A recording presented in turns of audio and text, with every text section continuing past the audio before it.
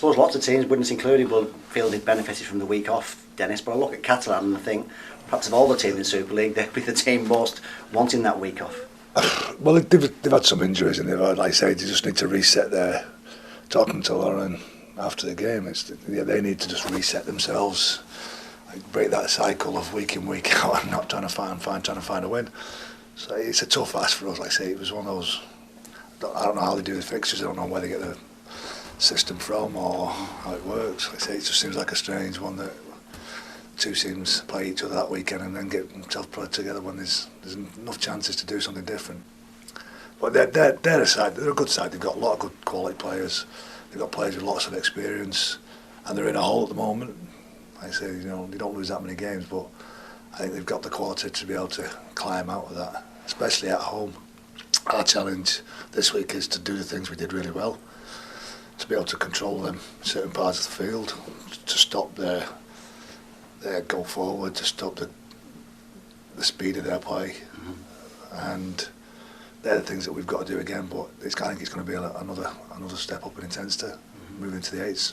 After the game we played here against them as well, that little bit of hard done to mentality that we've got to be able to overcome in that first 20 minutes. Are you in and out in the day again, Denis? Yes. Is that the plan on Saturday? Yeah. I think most sides will go in and out in the day. I think we play the following Thursday, and like I say, the prep leading into it, it's just, again, logistically it's just expensive to go any other time, especially this time of year, to the south of France. Make sure flying into the right airports. But again, we did it last time, and I thought put a really good performance in on the back of how we travelled last time. And this time we'd hopefully do a couple of things a little bit different, but make it a little bit better. You dominated them in the game the other day, and that's reflected in the scoreline. The nature of the type of players they've got, though, I mean, I'm not expecting Todd Carney to play that badly ever again, possibly, but they've got the type of player who can click into players. Yeah, they've got a team that can play. You look across their team, French internationals, international, ex-international Australians, NRL players that know that they've got more to their game. So if there's a couple of players, maybe Mason might come back into that mix, Milo will probably come back into that mix, Pat Richards. Well, are they going to make them that much better? I don't know. We've got to turn up with the same kind of attitude. We've come out of the game in a fortunate position where we've not got any bumps and bruises, we've not got any knocks. Reece becomes a viable option now as well, covering from injury. So I've got an extra one player to find a spot for, but the squad is my squad at the moment. Like I said, that's the tough things that we've got to do is we've got to play at that high intensity. We've got to get ready for a really physical game with 18 players. You could look on it, couldn't you? It's a sort of 4-pointer in a sense, because you can start to put pressure on Catalan then if you can get the points in this game. Well, we play both the sides that are just above us in both St Helens and Catalan. They're must-wins, aren't they? If we want to progress up the table, we've got to take care of our businesses, which is beating those two sides that are above us, and then picking up the wins that we need to around them. Their job is to make sure they keep getting their wins and solidifying their place and staying strong in that position. So the Catalans, the St Helens games, they're important to us also, but Castleford are just ahead of us on 1 point. They'll be pushing up, they'll be looking at Saints and Catalans as well, and knowing that they've got to beat us to be able to hold their position there as well. So that's what makes it fascinating at the moment, because out of all those teams there, with the Catalans, ourselves, Castleford and Wakefield, everybody feels that they're not out of range. They're not out of range of that 6 to 8 points if things go well for them. And that's, like I say, Castleford won't be thinking that 6 they'll be happy with 6. They'll be looking at 5th and 4th spot now, and I'm pushing for that because that's the kind of side they are. I noticed in the programme for the Catalan game last week, your captain put to bed the speculation about him going, the annual speculation about him going, well, usually to St Helens, isn't it? Does that sort of talk debilitating for you and the squad at all, or do you ignore it? No, lots of things. You try to take away as many outside influences as you possibly can, but you know that the lads read papers, they speak to their mates that are involved, they've got lots of friends at other clubs around the game. It's really hard to put them into any kind of isolation. So those things are going on, the talk's there. The strength of my relationship with the players and especially with Kevin, it's just that, it's a good relationship. So we talk regular, he knows that I know what's going on, he lets me know if somebody says anything that's around the edges of it. So we're really solid, the group's really solid. It's like the press and what they like to write about and what goes on around the edges, it goes on. I know that through our relationships and what we've worked hard to create is the fact that we've got an honesty and a trust here that we can talk to each other.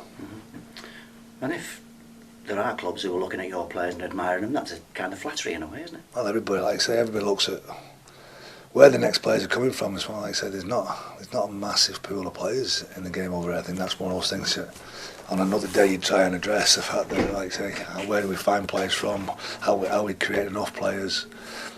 If we want to put more teams into Super League or something going to come, where are those players going to come from? We don't want to keep dragging them from the NRL. So then you're going to look at the sides that you feel like you can pinch players from, so to speak, if you feel you're a bigger club. We're not in that situation where we feel like we need to let anybody go. We're a growing club, we're a development club. We want to make everybody say it's better. We want to create opportunities and bring in quality players.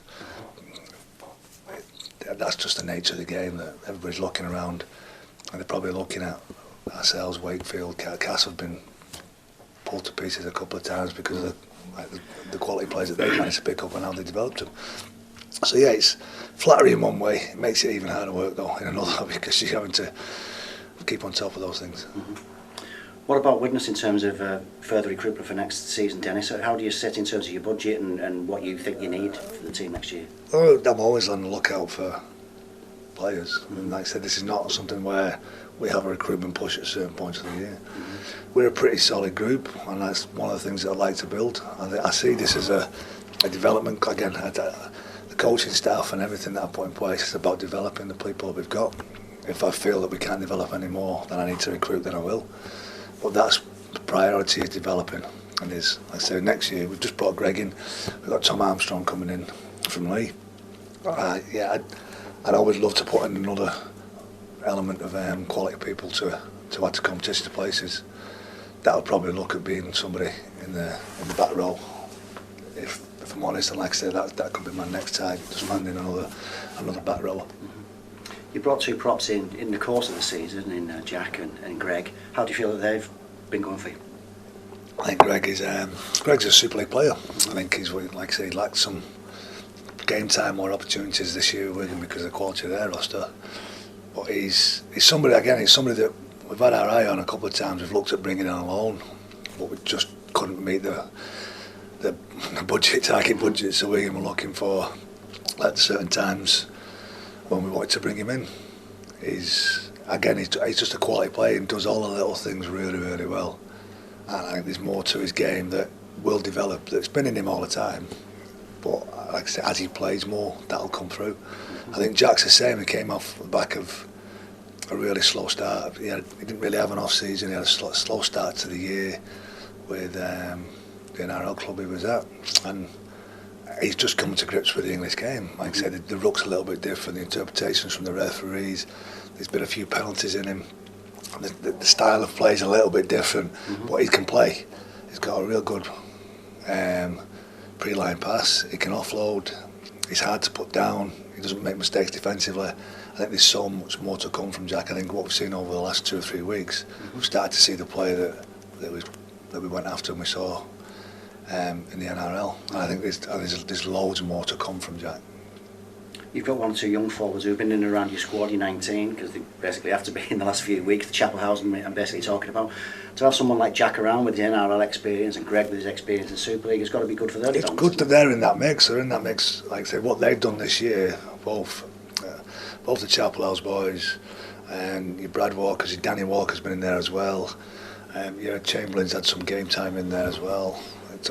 What they've done is they've seen what it's like at that top end. It's pretty ruthless at times, but they know that the mistakes aren't going to cost them ultimately in their career. They're there for them to learn about. They're still in that squad, and the Chapel just being in the changing rooms, around the team, train with them all year, train with that quad. They just understand the levels that they're trying to pursue, and they're setting some real good standards. The task that we have as a club and they have is that they have to put themselves in a situation where they are ahead of those people. At the moment, they're 19 years of age and they've got very little experience. They will get that over the next couple of years. Their patience and their ability will start to shine through in that time.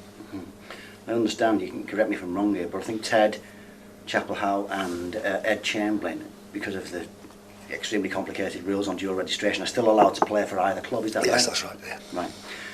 Will there come a point this year, or do you envisage a point coming this year? I know that injuries might take this out of your hands anyway, where you might start to think, given what may or may not be on the game, that you should be giving a Chapel or Ed or a well, game. yeah, those are the considerations we have in the coaching team and the staff, the discussions we have about, yeah.